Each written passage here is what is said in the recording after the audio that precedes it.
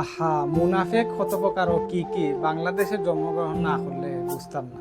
আর ক্ষমতার জন্য যে মানুষ এত নিচে নামতে পারে এই মানুষগুলারে দেখেন, অথচ গত কয়েক মাস আগেই তাদের জীবনের কোনো নিরাপত্তা ছিল না, তাদের ফ্যামিলির কোনো নিরাপত্তা ছিল না।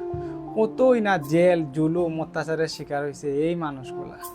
তখন আমরা সাধারণ জনগণ এই মানুষগুলার জন্য দোয়া করতাম, হইতাম আল্লাহ এই মানুষগুলা এত জেল জুলুম অত্যাচারের শিকার, তুমি একসময় বাংলাদেশের ক্ষমতায় তাদেরকে আইনা দিও।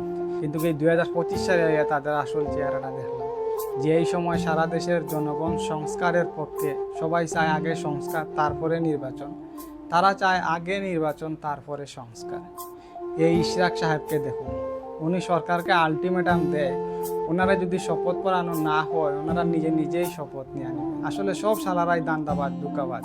যখন ক্ষমতা হাতে থাকে না তখন তারা জনগণের দুয়ারে দুয়ারে ঘুরে, আর যখন খালি ক্ষমতা একটু হাতের ভিতরে আয় তখনই তারা সবার উপরে নির্যাতন শুরু করে।